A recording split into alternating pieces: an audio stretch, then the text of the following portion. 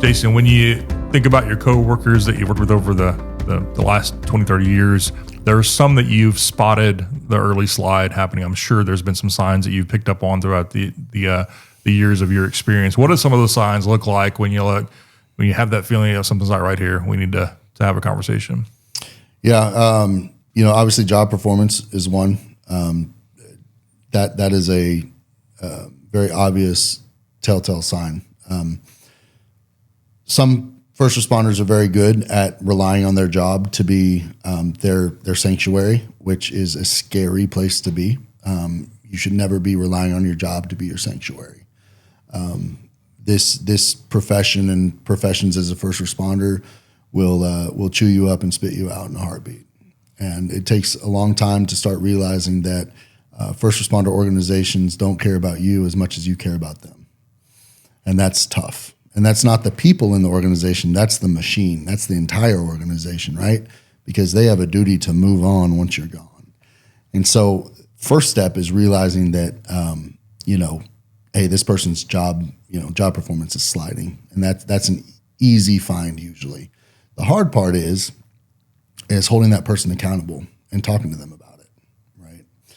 Those are tough conversations that have to be had. And there's, I would probably say, a 50-50 split between leadership that's willing to have those tough conversations and leadership that's not. That's just my experience in talking with people. And so that's a big one. Obviously, alcohol. Alcohol is huge in first responder realm. I'm not one to judge. I've been, sober for 3 years now, and it's been the most absolute amazing thing in my life.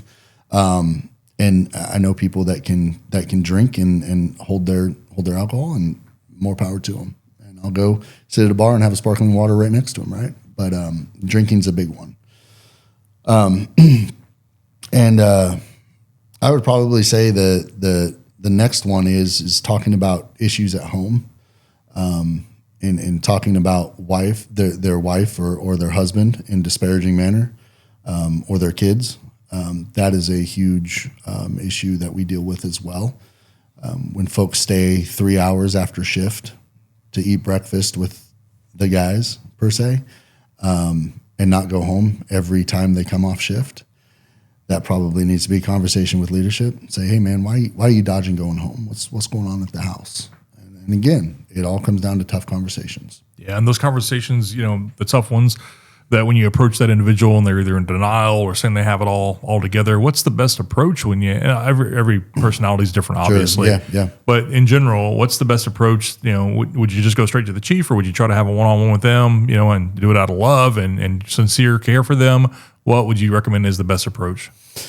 Yeah, I mean, obviously, depending on the severity of the situation, if it's something that like you alluded to just now, like you're trying to nip something in the bud before it gets to a bigger issue and something that is concerning, but not to the level of concern of notifying, the fire chief, which at that point there's other resources that need to be involved too. But just from one first responder to another, boots on the ground style, relation is the number one thing.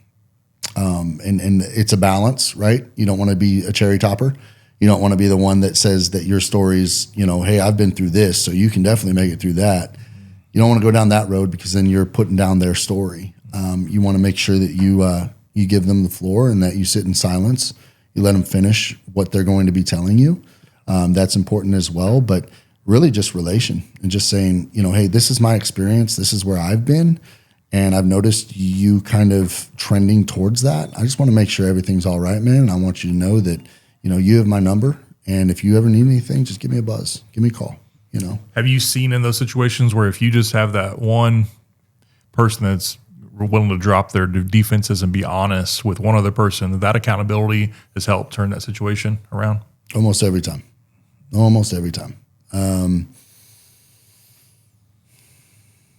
Yeah, I mean, I can think of one time in the past, probably 5 years I've been doing this stuff as far as like mentoring and peer support. I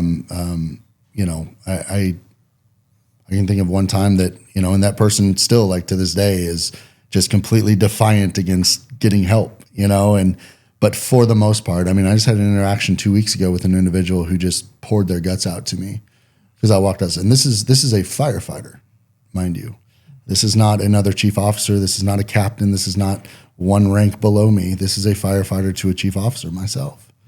And I was relational with him, and I was careful with my own story and made sure that I didn't make it seem like mine was worse off than his, because his walk is his walk. But that led to an amazing conversation and an amazing path forward for him that I'm able to help him walk alongside.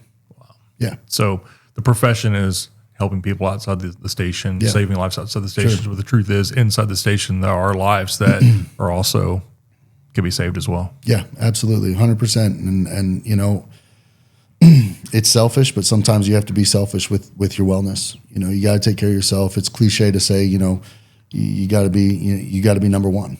You know, and you can't help anybody else until you get yourself, you know, straightened out. You know, you're never going to be perfect, but if you're working towards wellness and you're doing the right things and you have a level of self-care that's admirable, people are going to see that. People see that and they sense that aura.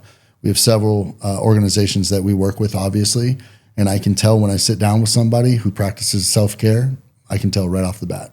I'm like, that lady's got it, or that dude's got it, you know, and it's so cool to see. Yeah. And the truth is, you know, Jason, because of your own personal story, the fear, if I come clean and let this stuff out, I'm going to be in fear of losing my job. Well, if you have a department that supports you, as you did in your situation, it's going to potentially save your life. Yeah. And that's what we're fighting for right now. You know, we're fighting for, people to come forward voluntarily and be able to disclose whatever and have somewhat of a sense of, not a fear to lose their job because they're coming forward and they want help voluntarily. Now, not to get too much off in the weeds, but if you get caught, there's a lot more consequences in that than there is if you come forward voluntarily, and rightfully so. But nonetheless, at the end of the day, you got caught for a reason, and you can change your life, or you came forward for a reason and you can change your life. Yeah. Right. And so it comes down to profession or saving your life. You choose what you want to do. And luckily, I've been a lot more on the end of saving people's lives in that sense, and making that a priority over their profession. And the profession side usually works out just fine.